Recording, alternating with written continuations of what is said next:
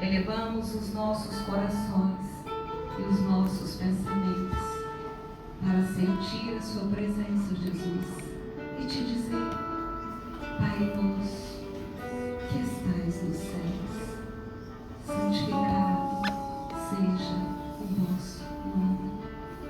Venha a nós o vosso reino. Seja feita a vossa vontade, assim na terra como no céu.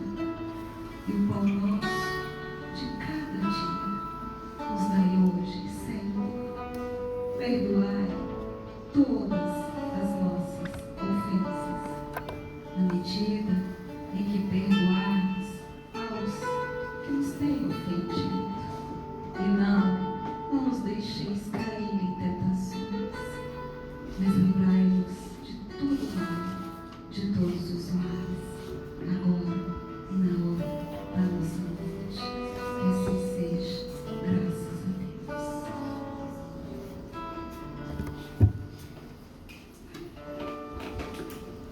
Com essa prece, com a leitura, pela música, pela palavra do Senhor Jesus, mediador de nós, ao Pai, ao nosso querido Sobredeja, ao nosso André Luiz, Sheila querida, nossos bandeirantes, a que já partiram, que estão entre nós, esteja abençoado.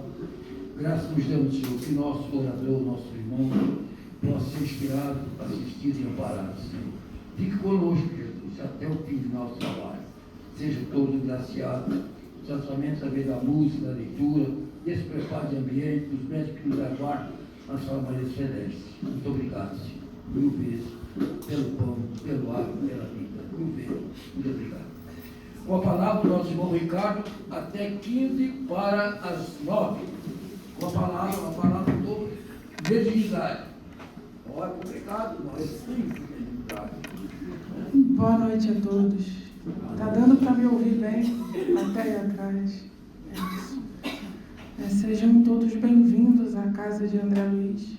O salão está lotado e nos faz lembrar a comunidade de Jesus quando o Mestre se reunia às margens do mar da Galileia para ensinar as lições imperecíveis do seu Evangelho, e as multidões se reuniam sedentas do seu reino dos céus. Fomos convidados no dia de hoje para falar sobre o tema mediunidade com Jesus. Mediunidade com Jesus, porque existe mediunidade sem Ele. E para que nós possamos nos inspirar um pouco mais, trazemos um poema que foi canalizado através da mediunidade sublime de Francisco Cândido Xavier, ditado pelo espírito de Alta de Souza, intitulado Mensagem Fraterna, quando a benfeitora diz assim: Meu irmão, as tuas preces mais singelas são ouvidas no espaço ilimitado, mas sei que às vezes choras consternado ao silêncio da força que interpelas. Volve ao teu templo interno abandonado, a mais alta entre todas as capelas, e as respostas mais lúcidas e belas hão de trazer-te alegre e deslumbrado. Ouve o teu coração em cada prece. É Deus quem responde em ti mesmo e te esclarece com a força eterna da consolação. Compreenderás a dor que te domina sob a linguagem pura e peregrina da voz de Deus em luz de redenção. Não podemos falar de mediunidade sem falar de sentimento. A doutrina espírita tem um conjunto de princípios. Deus, a inteligência suprema do universo. A imortalidade da alma, a vida que resiste à passagem pelo túmulo e que preexiste antes do berço. A lei de reencarnação, porque estamos em múltiplas existências, trabalhando para nos melhorarmos. A pluralidade dos mundos, porque, como disse o Cristo Jesus, na casa de meu Pai há muitas moradas.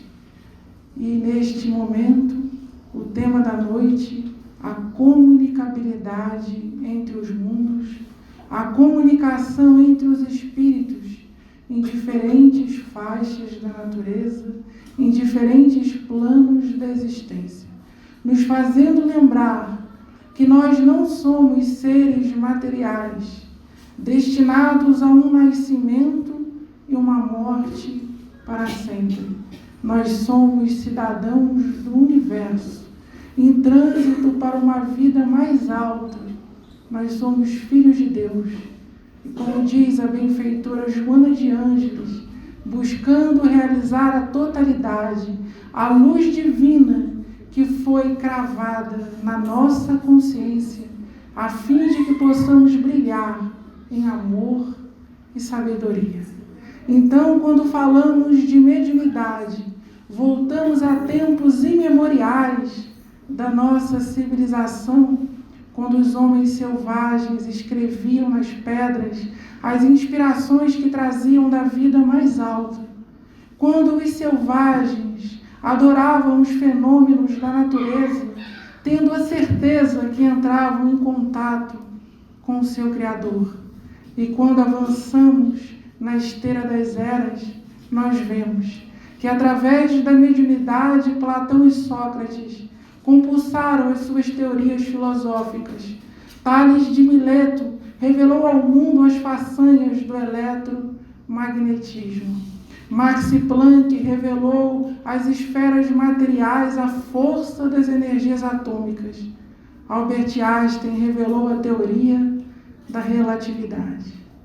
E através da religião, os missionários de Jesus, os emissários da paz e do amor, decantaram as leis de Deus e as esperanças no reino dos céus. Através da mediunidade, Moisés recebe as tábuas da lei no Monte Sinai. O profeta Isaías, milênios antes, capta a chegada do emissário divino aos planos da terra, anunciando aos homens que Deus tinha planos maiores para a humanidade e que nós conheceríamos através de um Messias a mensagem inesquecível e imortal do amor. E através de Jesus, a mediunidade conhece o seu ponto divino, a sua expressão mais sublime, a sua luz mais alta, porque o Mestre não curou apenas corpos. Jesus não curou apenas os paralíticos, os cegos e os surdos do corpo físico. Jesus tem nos curado até hoje das mazelas da alma, que nos impede de sermos felizes e de realizarmos as nossas tarefas e os nossos compromissos divinos. Através da mediunidade, lembramos que, inspirado por Jesus, o apóstolo Paulo, à porta do templo, quando vê um coxo lhe pedindo esmola, ele diz: eu não tenho ouro e nem prata, mas o que eu tenho eu vos dou. Em nome de Jesus, levanta e anda. E o coxo levantou. Os templos apostólicos precisam ressurgir sobre a terra. Segundo o espírito de Emmanuel, aproximadamente no ano 250 depois de Cristo, essas almas iluminadas e missionárias desapareciam das plagas terrenas e o mundo mergulhava em profundas trevas através dos dogmas religiosos, enfrentando as agruras das cruzadas, das inquisições, quando os médiuns eram queimados nas fogueiras, chamados de feiticeiros, de magos e de bruxos. Nós não queremos mais isso. Então, apiedado de nós e reconhecendo que os vivos, os encarnados haviam falhado, narra o espírito Humberto de Campos que Jesus convoca João Evangelista, o seu apóstolo bem-amado, às esferas celestes da vida e lhe diz: João, os vivos falharam. Eis agora que eu convoco os espíritos, os mortos, aqueles que ocupam as esferas reais da vida, para que eles possam reinterpretar a mensagem do meu Evangelho e restaurar o cristianismo sobre a terra, mostrando que a minha doutrina é uma doutrina de piedade, de amor e de caridade. E foi assim que aconteceu. Porque uma força divina, uma força soberana e uma inteligência suprema governam a vida. Então, em plena Paris, as mesas começaram a girar. E foi convocado um missionário sem igual, um homem dotado de grande ciência, de grande filosofia, mas também tomado por um sentimento de amor, um espírito altamente evangelizado, uma das maiores referências e autoridades quando se fala de religião sobre a terra. E Allan Kardec é chamado para compulsar, para poder codificar a doutrina dos espíritos. E ele comprova que naqueles fenômenos não havia nada, absolutamente nada, de sobrenatural. A manifestação dos espíritos no plano físico é uma lei da natureza, e as leis naturais são leis divinas. Através de Allan Kardec e da sua clarividência espiritual, nós compreendemos que o homem que estuda física, química, biologia, medicina, ele também está a serviço de Deus. Da mesma forma que o homem que interpreta o Evangelho. É uma aliança entre ciência e religião, para que a humanidade possa dar passos maiores em direção ao futuro e entrar portas adentro do mundo de regeneração. Porque nós só teremos mundo regenerado quando as almas que aqui habitem regenerem a si mesmo, através da transformação moral, através da reforma íntima dos seus sentimentos e conjuguem as suas emoções ao diapasão do Evangelho de Jesus. Então, os médiuns, como nós podemos ver, eles são os instrumentos, eles são o canal, eles são o meio em que os espíritos se encontram para poderem se comunicar com os planos da Terra. Médiuns somos todos nós, alguns em maior ou menor grau, porque, como disse o apóstolo Paulo, nós somos cercados por uma nuvem de testemunhas. Os espíritos em geral nos governam, porque nós ainda estamos inconscientes de nós mesmos. Lembrando Joana de Ângeles, os complexos da alma ainda tomam conta de nós. Caminhamos pela terra como se fôssemos morrer amanhã, inconscientes de que somos imortais e que não viemos ao mundo tão somente para juntar tesouros por aqui. É por isso que Jesus nos recomendou: olhai os pássaros do céu. Eles não trabalham e nem recolhem em celeiros. No entanto, o vosso Pai Celestial os alimenta. Observai os lírios do campo. Eles não semeiam e nem fiam. Porém, eu vos digo que nem Salomão, em toda a sua glória, se vestiu como um deles. É para que a gente não se distraia da nossa verdadeira jornada. E falando, então, de mediunidade, nós lembramos que as faculdades se multiplicam ao infinito.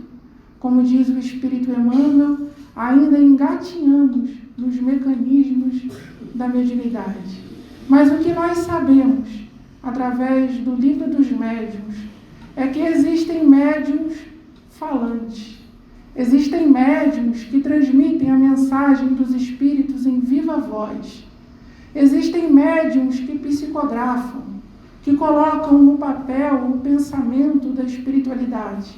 Expressão maior sobre a terra, conhecemos Chico Xavier.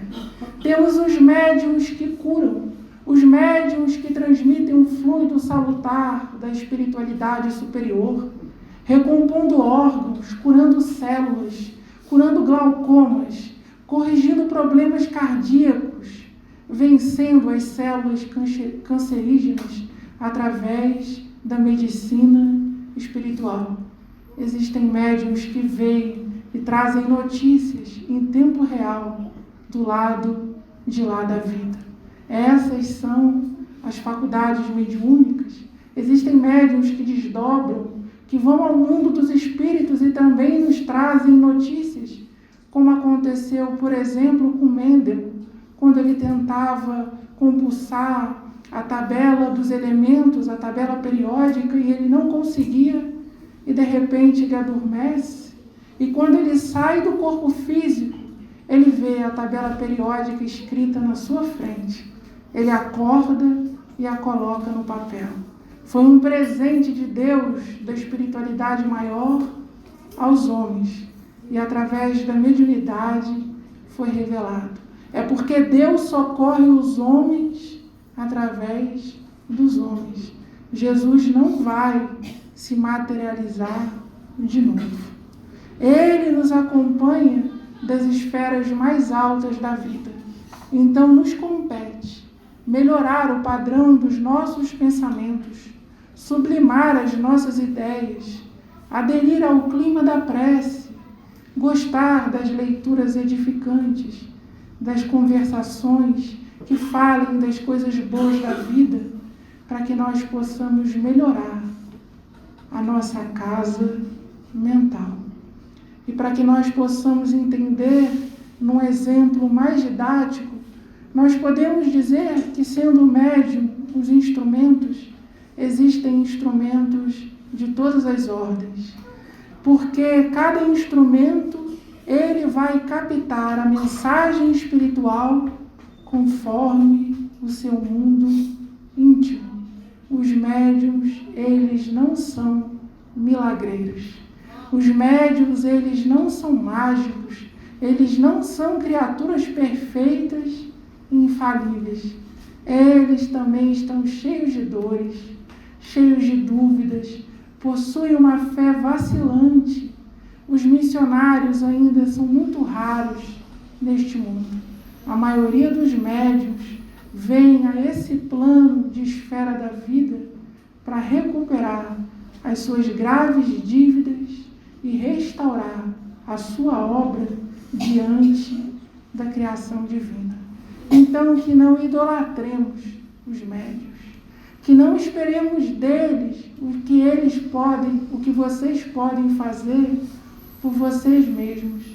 Quem entra na casa espírita esperando fenômenos, materialização de espíritos, efeitos físicos, curas fantásticas, não está com um pensamento certo. Porque a casa espírita, sendo um hospital, ela tem como objetivo principal não curar os efeitos, mas curar a causa das nossas aflições que se encontram na própria alma. Jesus ressuscitou Lázaro, Jesus curou a sogra de Pedro, Jesus curou o cego Bartimeu, o cego de Jericó, e todos eles desencarnaram. A matéria é perecível e está sujeita às leis de transformação da natureza. Mas quando Jesus, ele cura o fundo da alma, porque nós assim o permitimos, nós nunca mais somos o mesmo. E nós podemos ver isso através da trajetória do Mestre. Jesus curou Saulo e surgiu o apóstolo Paulo. Jesus curou Madalena porque ela quis muito ser curada. Ela movimentou as forças mais profundas da sua alma. Ela fez força para vencer a vaidade, o orgulho, o egoísmo e a luxúria que existiam dentro dela.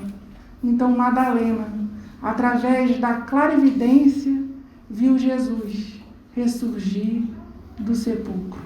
E quando ela chorava, o mestre, em espírito e verdade, lhe perguntou: por que choras, mulher? E ela respondeu: sois vós, Rabi. É porque o coração jamais esquece de um grande amor. Um grande amor verdadeiro, um amor que parte dos centros da alma, é inesquecível. E essa é a função da mediunidade: moralizar o espírito humano. Então, nós falamos sobre isso porque nós podemos perceber que em todas as épocas da humanidade, os médiuns se manifestaram sobre a Terra. Mas como estamos mergulhados em profundo materialismo, como a ciência não aceita as realidades espirituais. E aqui fazemos um parêntese para citar André Luiz, quando André Luiz diz que a ciência do mundo é míope, quando André Luiz diz que a ciência do mundo conhece tão somente 12,5% da matéria visível do planeta, ou seja, a maior parte da matéria nós desconhecemos. A matéria espiritual nós também desconhecemos. Então os médiuns, aqueles que veem, aqueles que psicografam, aqueles que têm grande sensibilidade, em todos os tempos, não raro, foram internados em manicômios, em sanatórios, foram submetidos a tratamentos com psicotrópicos, os chamados tarjas pretas, intitulados de loucos, de paranoicos, de esquizofrênicos, de malucos, no vulgo popular. Mas a doutrina espírita veio ao mundo para corrigir esse grande problema. A doutrina espírita veio dizer que a mediunidade é um fenômeno natural e ela necessita ser educada. Ela precisa ser compreendida, sentida. Ela precisa ser desenvolvida nos seus padrões morais. Porque o médium é um ser psicológico com compromisso com a lei divina e necessita exercer a caridade. Ele precisa transformar o seu íntimo, entrar em contato com o seu semelhante, para que essas águas que vertem através dele possam vir em formas de luz, em formas de consolação, de paz, de amor. Assim fizeram Dona Ivone Pereira, assim fez o Chico Xavier, assim tem feito até os dias de hoje Divaldo Pereira Franco. Mas nós não queremos tão somente falar dos médiuns conhecidos, nós queremos também falar dos heróis anônimos, daqueles que trabalham no anonimato e são desconhecidos pela maioria. Aqueles que no interior desse país, aqueles que com pouquíssimos recursos financeiros, mas com uma grande fé em Deus e com grande amor pela humanidade, têm enxugado grandes lágrimas. Esses têm grande valor, porque além de desenvolverem as suas tarefas, fazem crescer dentro de si a virtude maior da humildade. Porque sem humildade, a mediunidade se transforma em encantamento, em fascinação, em obsessões terríveis, que criam tentáculos dentro das tecelagens mais profundas do espírito e nos fazem perder a reencarnação. Então, que possamos nos atentar, que possamos abrir os nossos olhos, porque nós não estamos diante de um espetáculo para ser aplaudido. Nós não estamos num palco de teatro. Nós não estamos numa tela cinematográfica. É trabalho sério, é trabalho cristão, de compromisso com as esferas mais altas. E todas as vezes que a vida maior nos oferta uma semente, ela espera de nós que devolvamos a ela e às suas criaturas os frutos. As árvores serão conhecidas pelos seus frutos. As árvores serão conhecidas pelos frutos de amor, de benevolência, de caridade e de perdão que houverem produzido. Joana de Ângeles diz: quando chegarmos ao mundo dos espíritos, Jesus vai querer saber as marcas que nós trazemos na nossa alma por amor a Ele. Não tem glamour nenhum, não tem estrelado. É momento de concentração íntima para que nós possamos assumir as verdadeiras tarefas às quais nós nos compromissamos. Se vermos, voltando no tempo, o destino que tomaram os apóstolos, nenhum deles teve vida fácil. Nenhum deles foi o tempo todo aplaudido. Jesus disse assim: aquele que quiser me seguir, que tome a sua cruz e me siga. Que ninguém espere facilidade, porque os tesouros não são aqueles que as traças e as ferrugens corroem. Os tesouros são os tesouros do reino dos céus, a grande viagem que todos nós estamos destinados a fazer.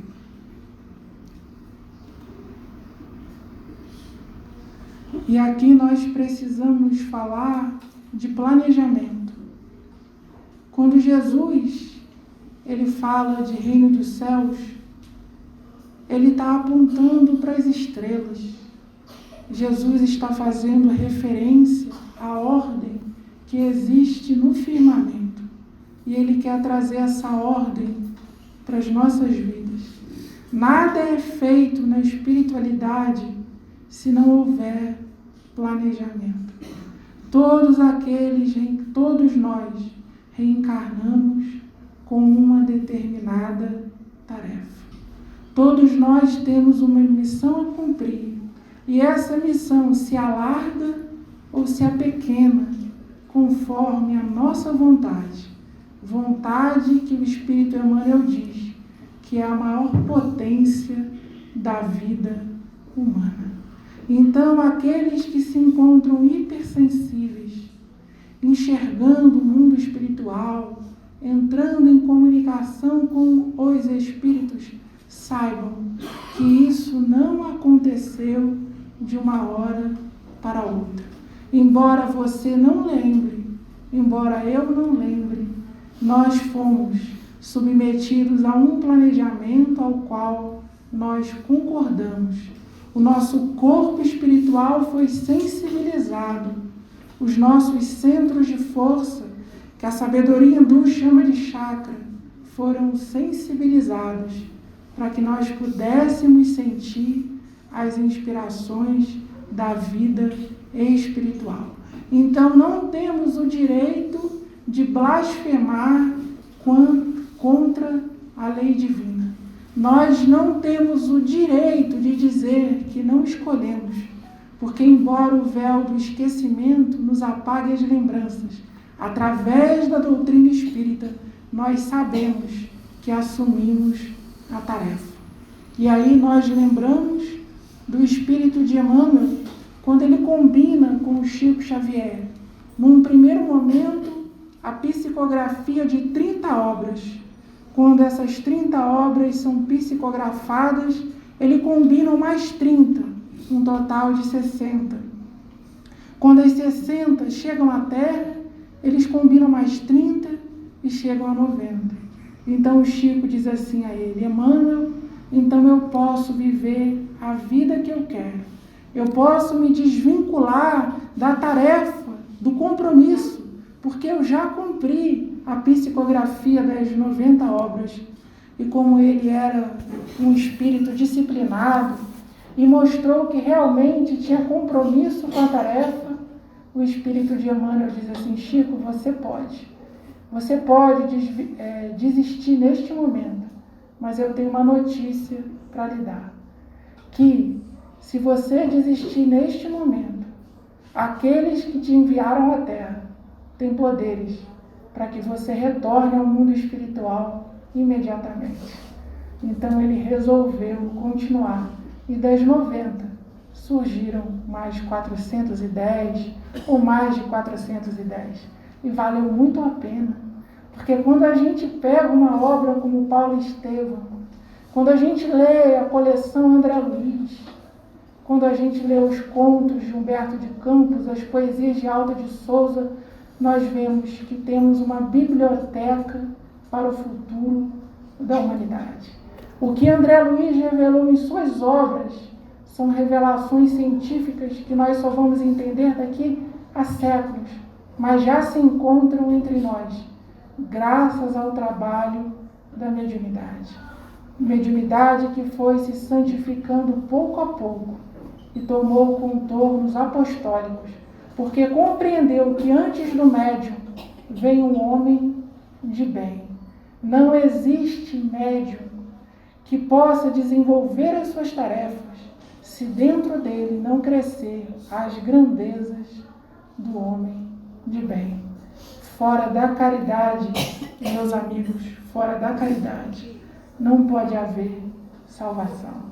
A caridade é o campo mais criativo que nós encontramos para colocar a serviço de Deus os nossos talentos. E a mediunidade é um talento. A mediunidade que se encontra no missionário, a mediunidade que se encontra no anônimo, a mediunidade que se encontra na mãe, que sente uma pontada no peito quando seu filho a distâncias está passando por algum perigo.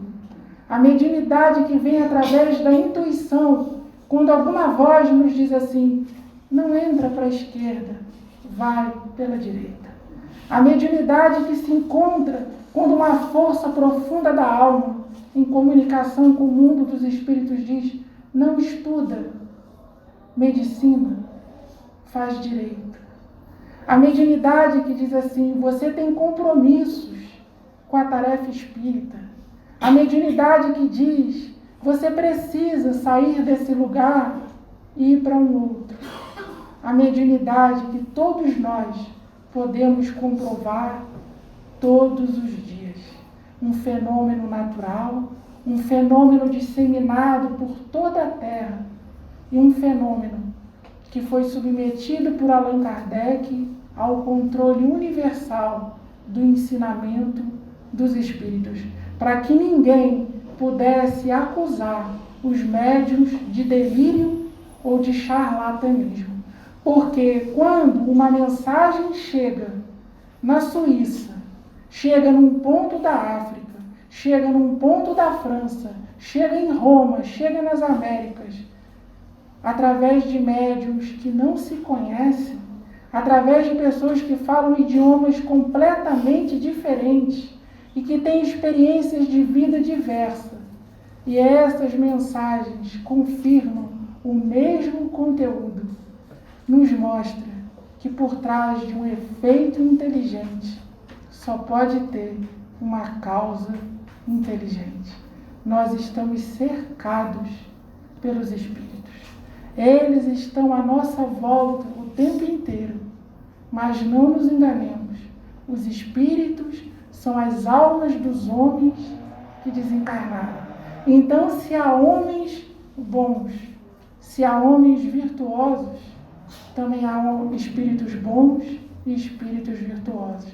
Mas se há homens que vivem à margem da lei, tomados pelo sexismo, pela corrupção, tomados pelo egoísmo e pelo orgulho, e que não têm interesse algum em se modificarem, do lado de lá há espíritos no mesmo padrão mental e na mesma faixa de sentimento. O pensamento é uma força inestancável da mente. Pensando, eu faço associações. Pensando, eu entro em contato com as inteligências incorpóreas e corpóreas. Então, quando eu fico triste dentro da minha casa, eu estou entrando em contato com os tristes da minha família, do meu bairro, da minha cidade e do meu país. Quanto mais perto, maior a conexão.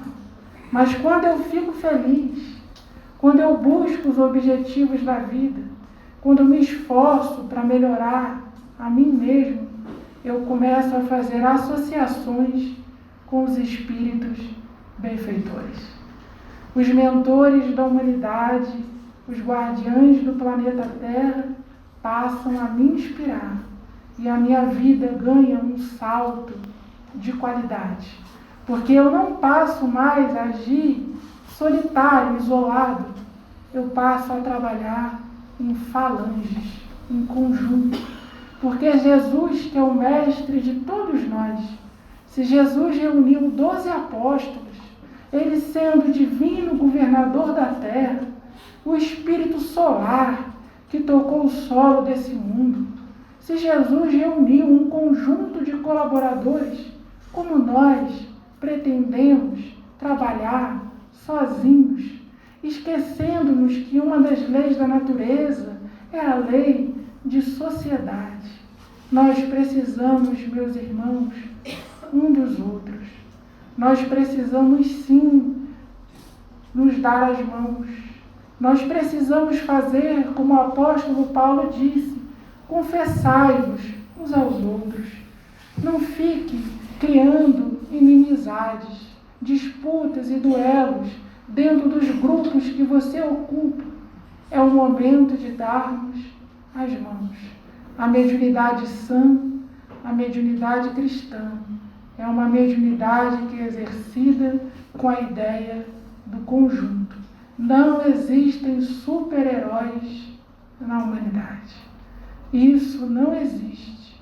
Todos aqueles que vestem essa capa, todos aqueles que se ocupam desta máscara, estão fadados ao fracasso e à perda dos frutos da sua reencarnação. Mundo regenerado é o mundo em que a humanidade se dá as mãos.